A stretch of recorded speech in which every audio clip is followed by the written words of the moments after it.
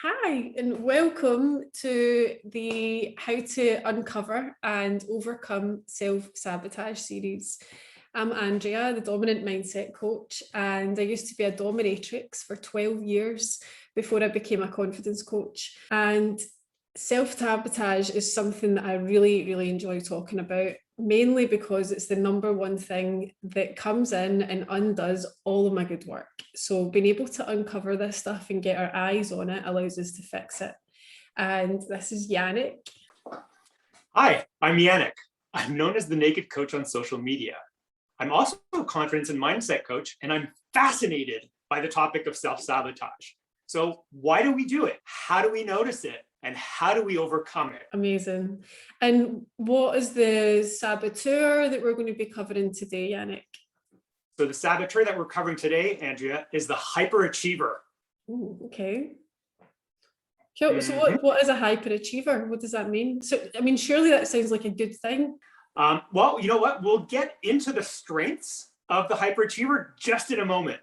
Okay. So the description of a hyperachiever is basically somebody who's dependent on constant performance and achievement for self-validation. So it's a person who is highly focused on external success, leading or could lead to unsustainable workaholic tendencies, which could lead to a loss of touch with deeper emotional and relationship needs.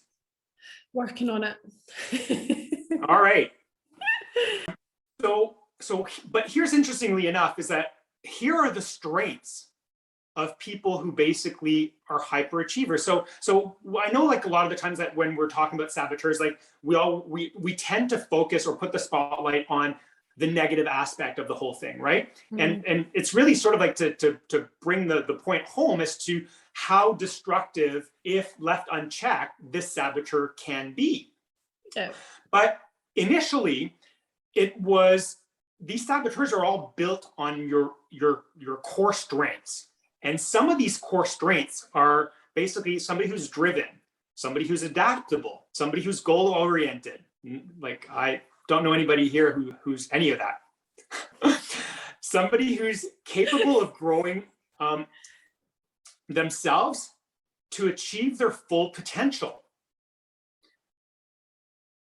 And when inner directed, can be great in inspiring yourself and others into meaningful achievements. So all these things that I've just mentioned, they're all great strengths. It's just that no problem. They're all great strength.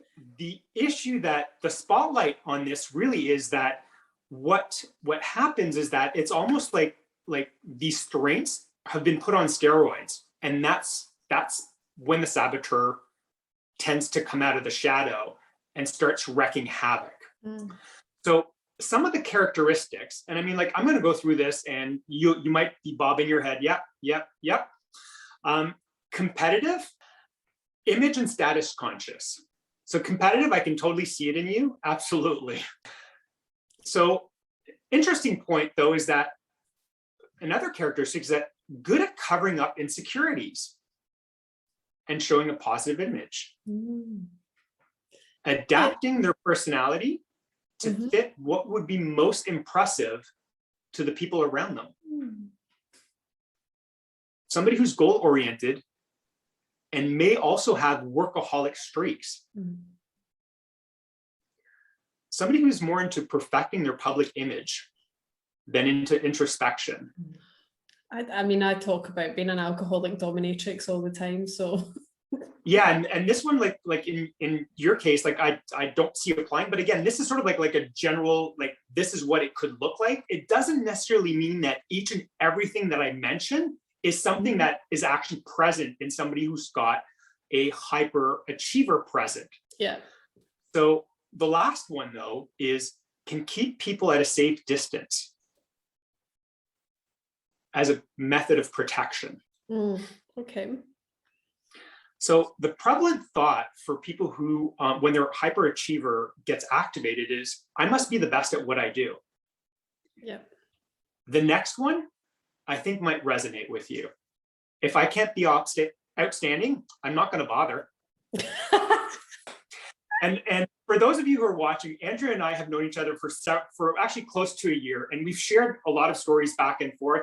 So there are sometimes that I might sort of highlight and just mention casually, because I know will apply, and Andrea will most likely end up doing the same when mine come up. So it's hey, it's what makes this interesting. So yeah.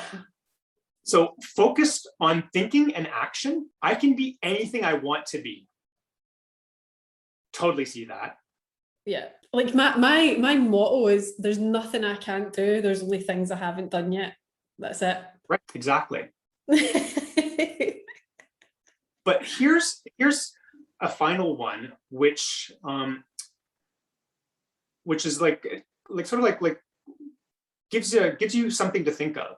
Is that you are worthy as long as you're successful and others think well of you. So that's some of the stuff that some of the thoughts that basically are racing through the mind when the hyperachiever is present as a saboteur with people. So yeah, here are some of the feelings that are attached with the hyperachiever. I don't like dwelling in feelings for too long because they only serve to distract me from my goals. It's important to me to feel successful because that's what life's about. I feel worthy when I am successful. Individuals who have hyperachiever sometimes will have fear of intimacy and being vulnerable. And here's one that I would like to sort of highlight. Closeness with others would allow them to see that I'm not as perfect as the image I portray.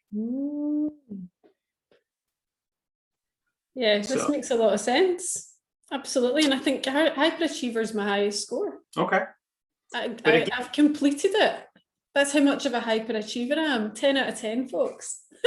Yeah, you scored a 10 out of 10? Oh, wow. Okay. I completed hyperachiever. You completed that level. Okay. Oh, my days. Yeah. And the thing is, the thought of that number going down actually gives me I don't know, because then if I got an 8 out of that, I feel that would be like a failure. How wild is that? It's really wild. Jeez. Do you feel the same way about the other saboteurs? No. Okay. I've got a perfect 10 score. If I'm going to be a hyperachiever, it's all or nothing. I'm either a 10 or it's not happening. Yeah, that's exactly it. It's exactly it. And now I'm and I'm not going to lie, when I first saw the scores, I was like, oh, I don't have a full 10 out of all of them. And I mean, that's not a game that I want to win, right? Just get a full 10 out of all that was the first thought though. Oh. I want full marks and everything. But yeah, okay. So here are some of the justifications, the lies basically that get whispered when the hyperachiever is present. So life is about achieving and producing results. Portraying a good image helps me achieve my results. Feelings are just distractions and don't amount to anything. Now, the impact on yourself and on others is that peace and happiness is fleeting and short-lived. So it's almost like you get to your destination, your goal, and then the goalpost gets moved out 100 yards. And then you get there, and then it gets moved out again. And I mean, sometimes you might get a moment to celebrate reaching that goal, but oftentimes it's almost like two opposing magnets. As you get closer, it just pushes further away. Mm-hmm. There's always another goal. There's always a bigger goal to go for.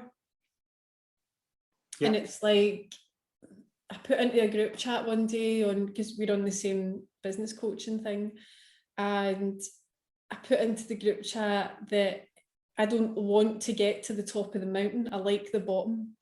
because at the bottom there's always a climb, there's always something to get to. And I love the climb. Like, I love that, right? What's next for me? What's bigger? How can I get there? What am I going to have to put myself through I love it. Absolutely love it. The downside to that is that when do you rest? When can you shut off and actually enjoy the present moment where you're at?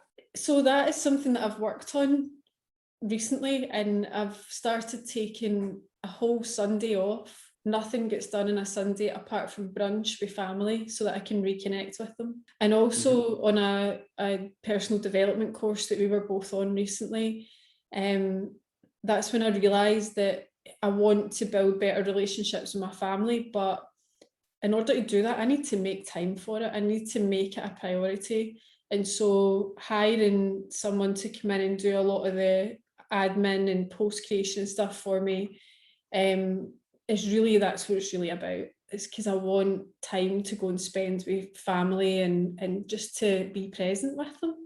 Because when I'm sitting thinking about, even when I'm sitting with them face to face, I'm thinking about what I need to get done, because I know it's not going to get done if I'm not doing it. So if I have someone in my corner who's going to take care of all of that, then I can relax, and I can just, I can be present, and I know that everything's been handled, everything's been taken care of. I can sleep at night knowing that someone else is taking care of stuff.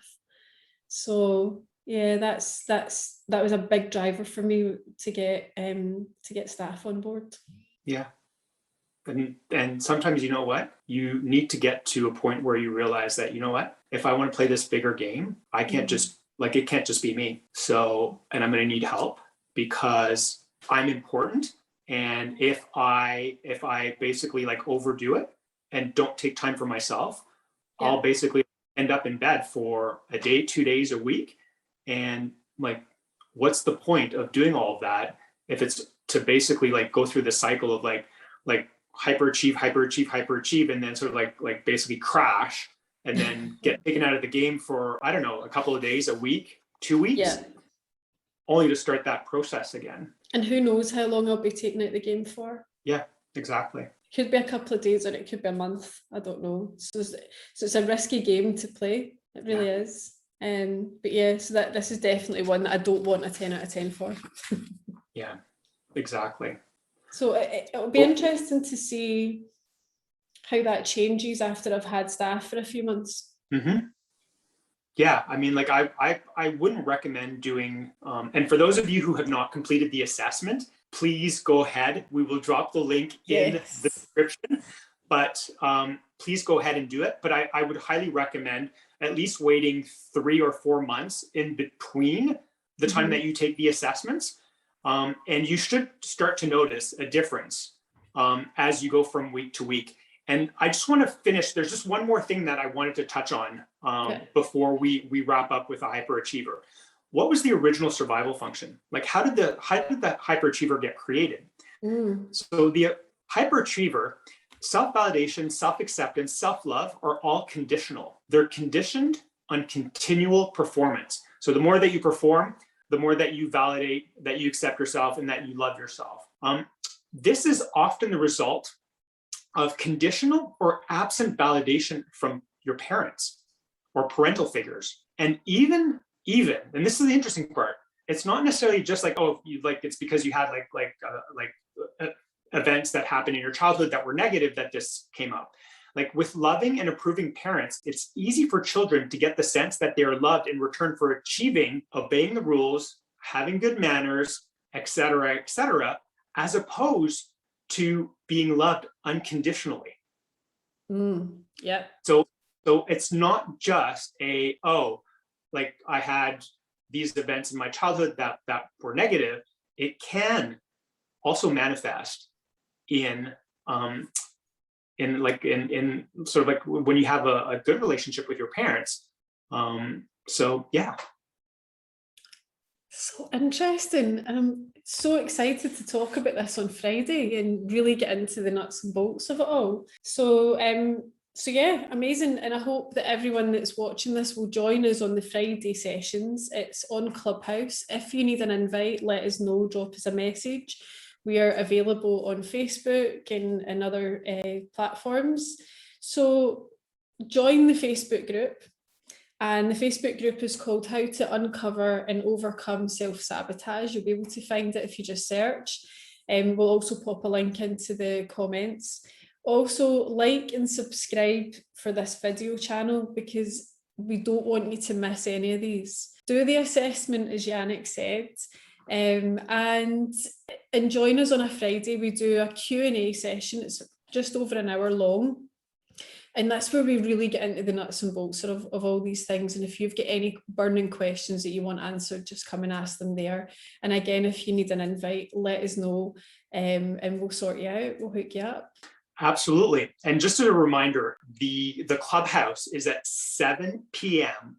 British summertime, which is in North America, Eastern time zone, 2 p.m. And if you're in North America, Pacific time zone, it's at 11 a.m. Perfect. Amazing.